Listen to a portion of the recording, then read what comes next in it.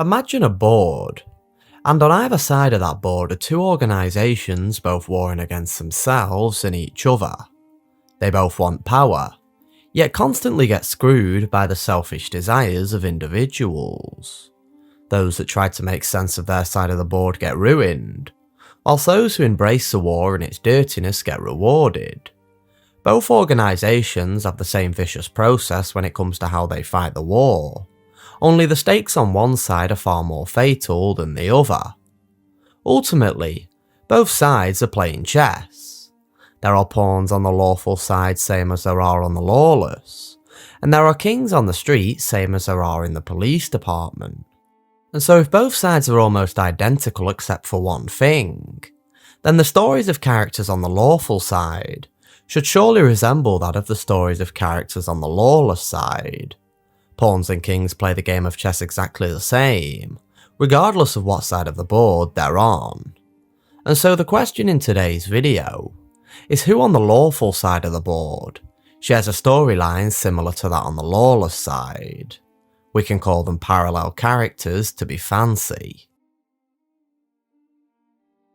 Stringer Bell and Bunny Colvin are both what I would call the queens of their respective organisations. They still have to answer to a king, but find themselves doing most of the work and having to solve most of the problems. And come season 3, they both find themselves face to face with a very similar issue. Stringer is trying to figure out how to sell drugs without also needing to drop bodies for territory, and Colvin is trying to figure out how to actually make a difference in his community, diminishing the number of pointless arrests, and actually finding the time to do the police work that matters. Essentially, they both try to reform their sides of the drug game, and they both go about it in near identical ways.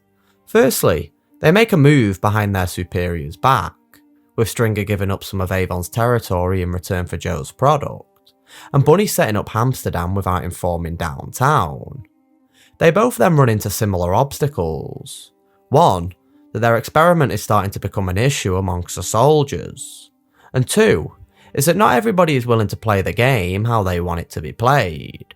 And so to combat the only issue that can be combated, they both send subordinates to try and reason with those who want no part in what it is they're trying to accomplish.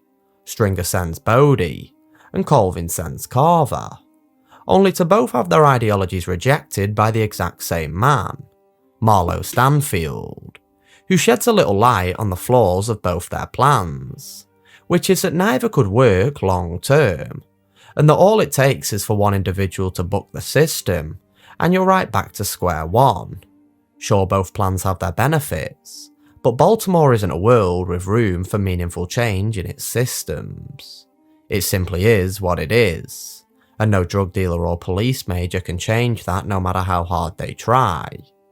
The inevitable finally arrives, and both are punished for attempting to change how their organisation combats the war on drugs, with the line, "Get on with it, motherf***," being the last words both Stringer and Colvin speak before their execution. Well, get on with it, motherfucker. Get on with it, motherfucker. Excuse me, Major? Ultimately, they're both characters who felt as though the game needed changing, and were both lucky enough to find themselves in a position where at least attempting such was possible. Both restructuring efforts show success. However, the system Bunny was trying to uproot proves itself to be just too rigid, and eventually resets itself, losing all the progress of Bunny's innovations, whereas Stringer Bell's innovations actually seem to outlast even himself. However, to say that there'll never be another Marlo down the line, somebody who straight up rejects a change, well, that's unlikely. Look like you and me both trying to make sense of this game. Speak your mind, Russell. Ellis Carver and Bodie Broadus are both considered pawns on their respective sides of the board. They both do the jobs many in their organisation don't want to do, and are both partnered with their best friend, who they not only prove themselves to be slightly smarter than, but also share the same outlook on how it is they should be doing their job. Carver and Herc both want to rip and run, and Bodie and Poot both believe that you can't sell drugs without violence. Shit, everything else in the world gets sold without people taking advantage, scamming, lying, doing each other dirty. Why gotta be that way with this? Cause they dope fiends. This philosophy eventually changes, however, as both Bodie and Carver actually try to learn from the teachings of their respective mentors. However, the same can't be said for their counterparts, who both lack the patience and understanding to go along with somebody fundamentally trying to change the system.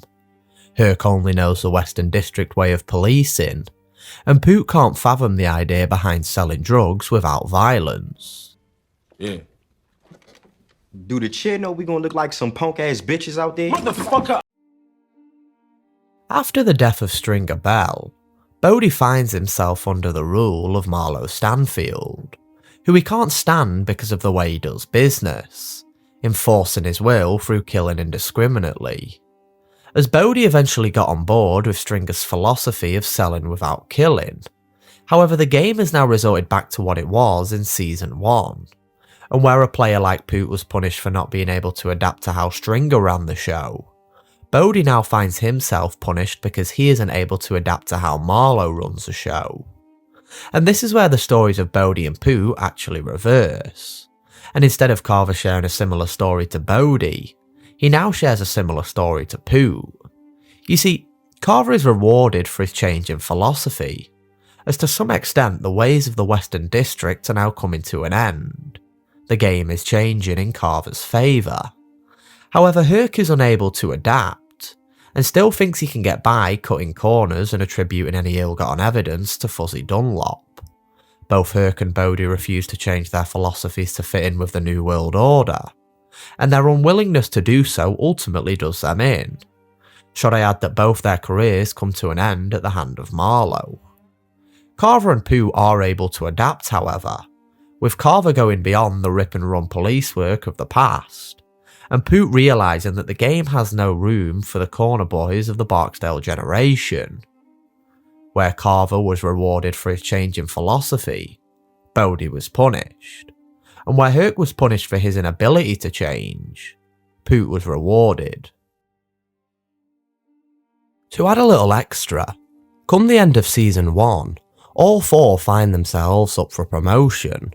However, Herc and Poot are only promoted due to either a death in the organisation, or simply politics, whereas Carver and Bodie both find themselves up for promotion, because they prove themselves to be advantageous to the bosses, willing to double-cross their friends to get ahead in their institutions. Thomas Carcetti and Marlo Stanfield are both considered the kings of their respective organisations. However, upon their introductions, such wasn't the case, as both Carcetti and Marlo were originally on the backbench, waiting for the perfect moment to seize control of their respective institutions. Marlo's perfect moment comes in the form of Stringer Bell's death, and Carcetti's comes in the form of Bunny Colvin's career death. They both catapult their own race for power, off of the downfalls of the two men who both tried to reform their sides of the drug game. The more I think about it, they both represent the gaping problems of the philosophies of those currently in power, where the co-op is all about product over territory, and selling drugs without needing to drop bodies. Marlo represents a major issue with this line of thinking, as he simply refuses to take any of the product, and goes to war for all his corners. As mentioned earlier on, all it takes is for one individual to not play along, and your entire idea falls apart. Carcetti is the exact same. Where the Royce administration is all about their own careers instead of the work, Carcetti represents the total opposite. He rewards merit instead of loyalty, chooses what's right for Baltimore instead of right for himself, and in doing so, ultimately causes major issues for Mayor Royce. However, one of the major themes of Season 3 is that there's always going to be a blowback to plans that come across as nothing but beneficial, and such is made clear in the season's introduction. Royce blows up the towers, supposedly ridding the place and Baltimore of all the crime that took place there. However, the smoke that comes from the destruction of the towers represents a blowback of what was on paper a good idea. which is that just because you destroy the towers doesn't make the crime go away. It just moves it to newer areas. And the thing is, since the towers is gone, I'm gonna need to take my thing to some new places. You feel me? And both Marlo and Carcetti serve as a blowback to the current administrations in power. Avon now has to war with Marlo so that he can move his business elsewhere.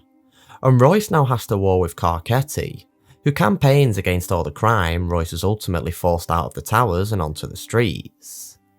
Their journey to become king also shares a lot more similarities. They both almost fall at the hands of a woman, Carcetti with some random blonde at the bar, and Marlo to Stringer's cousin, and they both use people in a more advantageous position than theirs to get ahead. Marlo uses Prop Joe, and Carcetti uses Burrell, only to have them both axed as soon as they serve their purpose. Ultimately, they both represent the idea that only the most ruthless can come out on top, and if you somehow make it to the top with your humanity intact, then the job will soon take it from you. Marlo eventually gives in to the ways of the co-op, and finds himself replacing the man he was once at war with. Carcetti eventually gives in to the corruption, and he too finds himself replacing the man he was once at war with.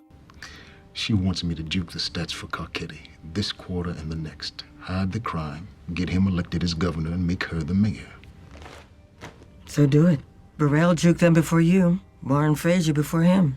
And after you gone, Rawls or whoever will juke them. So what?